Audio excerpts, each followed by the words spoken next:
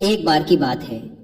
पुराने जापान के सबसे बड़े और प्रसिद्ध बौद्ध मठ में एक जवान बौद्ध भिक्षु रहता था, जो कि उस समय के सबसे विख्यात और सम्मानित जैन मास्टर का शिष्य था।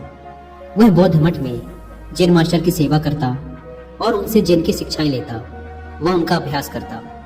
वह नौजवान बौद्ध भिक्षु बहुत ही होशियार, मेहनती और अपने कार्यों के प्रति ईमानदार था।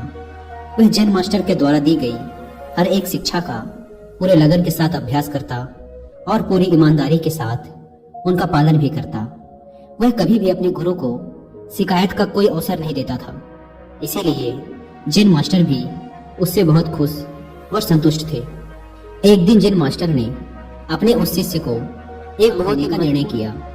उन्होंने शिष्य को अपने पास बुलाया और उसके हाथों में एक पत्र देते हुए कहा, तुम्हें इस पत्र को जितना जल्दी हो सके क्योटो शहर में रह रहे इसके असली मालिक तक पहुंचाना है। लेकिन याद रहे, किसी भी हालत में यह पत्र तुमसे खोना नहीं चाहिए और ना ही किसी दूसरे व्यक्ति के हाथ लगना चाहिए। इस पत्र का जल्द से जल्द इसके सही मालिक तक पहुंचना बेहद ही आवश्यक है, क्योंकि इसमें हजारों लोगों की जिंदगी और मौत का सवाल। मास्टर का आदेश मिलते ही वह बिना एक क्षण गवाए अपने काम में लग गया। उसने रास्ते के लिए भोजन लिया, अपनी तलवार उठाई और घोड़े पर सवार होकर निकल पड़ा पत्र को उसके मालिक तक पहुंचाने के लिए। वह अपने घोड़े को तब तक तेजी से दौड़ाता रहा जब तक वह एक बड़ी सी नदी के किनारे नहीं पहुंच गया, जिसे पार करने के लिए एक सकरा सा पुल बना हुआ था। उस पुल की दूसरी तरफ एक समुराई योद्धा अपनी तलवार ली, जिसने उन पहले 100 लोगों से युद्ध करने की कसम खा रखी थी जो उस पुल को पार करेंगे। अब तक वह वहां से गुजरने वाले 99 लोगों से युद्ध करके उन्हें मौत के घाट उतार चुका था, और अब वह यहाँ से गुजरने वाले उस 100वें व्यक्ति का बड़ी ही बेसब्री से इंतजार कर रहा था, जिसे युद्ध में मौत की नींद सुलाकर वह अपनी प्रतिज्ञा पूरी कर सके। जैसे ही उस नौजवान बौद्ध भिक्षु का घोड़ा उस पुल पर चढ़ता है, समुराई अपनी गरजती हुई आवाज में बोलता है, तुमने इस पुल पर कदम रख दिया है, इसीलिए अब तुम्हें मुझसे युद्ध करना होगा। अपनी तलवार निकालते हुए समुराई चिल्लाया, मरने के लिए तैयार हो जाओ। अपनी मौत को वो बौद्ध भिक्षु अंदर ही अंदर बहुत डर गया, लेकिन तभी उसे अपने गुरु की बात याद आती है कि पत्र बहुत महत्वपूर्ण है, यह किसी दूसरे व्यक्ति के हाथ नहीं लगना चाहिए। वह समुराई से पत्र की महत्वता के बारे में बताता है और उससे प्रार्थना करता है कि वह उसे उस पत्र को उसके गुरु तक वापस पहुंच, और वह वचन देता है कि पत्र वापस करने के बाद वह जरूर उससे युद्ध करने वापस आएगा। समुराई उसकी बात मान लेता है और उसे वापस जाने देता है। पूरे रास्ते भर उस पुल पर हुई घटना के बारे में सोचते सोचते वह कब आश्रम पहुंच जाता है उसे पता ही नहीं चलता। आश्रम पहुंचते ही वह तुरंत जैन मास्टर के पास जाता है और उन्हें सारी घटना कह सुनाता है, इस उम्मीद में कि शायद मास्टर उसकी मदद करेंगे। लेकिन पूरी बात सुनने के बाद मास्टर सिर्फ इतना ही कहते हैं, मेरे पास ऐसा कोई तरीका नहीं है जिससे तुम एक समुराई योद्धा को तलवारबाजी में हरा सको, इसीलिए तुम्हारी मौत तो निश्चित है। लेकिन हाँ, मैं तुम्हें मृत्यु का सामना करने का सबसे अच्छा तरीका जरूर बता सकता हूँ। जब तुम उस पुल पर पहुंचो तो अपनी तलवार को अपने सर के ऊपर उठाना और अपनी आंख बंद कर लेना और पूरी शांति के साथ खड़े होकर करना। जब तुम्हें महसूस हो कि कुछ ठंडी चीज तुम्हारी खोपड़े को छू रही है, तो यही तुम्हारी मृत्यु होगी।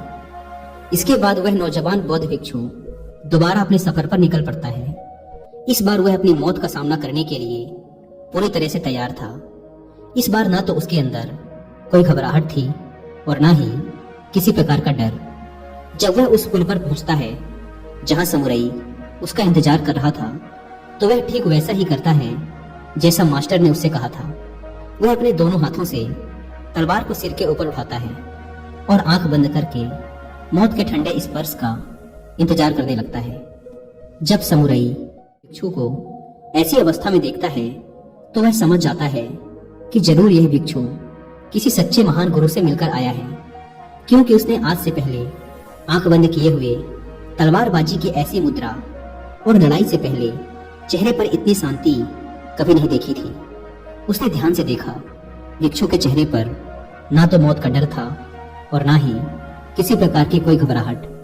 उसने अपनी तलवार नीचे रख दी और अपने घुटनों पर बैठकर हाथ जोड़कर कहने लगा, हे महान गुरु, मुझे मेरे इस मूर्खतापूर्ण दुस्साहस के लिए माफ करें और अपना शिष्य बनाएं, ताकि मैं आपसे अद्भुत तलवारबाजी की कलाएं सीख सकूं। दोस्तों, वो बौद्ध और वो समुराई हमारे जीवन की सबसे विकट समस्याएं। कई बार हम ऐसी स्थिति में फंस जाते हैं जहां से बाहर निकलने का हमें कोई रास्ता नजर नहीं आता। तब ऐसी परिस्थिति में हमें खुद को शांत, पूरी तरह से शांत रखने की जरूरत होती है। सोचिए, अगर उस जवान भिक्षु ने समुराई के सामने अपने प्राणों की भीख मांगी होती या उसके सामने रोया गिड़गिड़ाया होता, तो बहुत बड़ी संभावना थी कि समुराई उस पर हंसता और अगले कुछ ही पलों में उसे टुकड़ों में काट देता।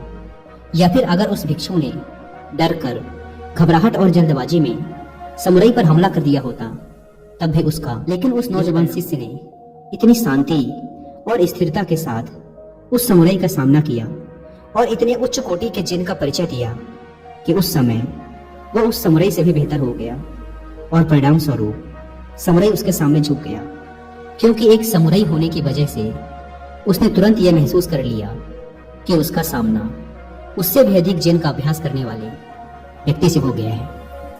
तो चाहे परिस्थितियां कितनी भी खराब क्यों ना हो, कितना भी मुश्किल लगे उनका सामना करना, इस नौजवान भिक्षु की कहानी को याद रखना। और जब भी कोई मुसीबत रूपी समुराई आपके सामने आए, तो अपनी आंखें बंद करो और शांत हो जाओ, पूरी तरह से शांत। और वो समुराई आपके सामने भी जरूर झुकेगा।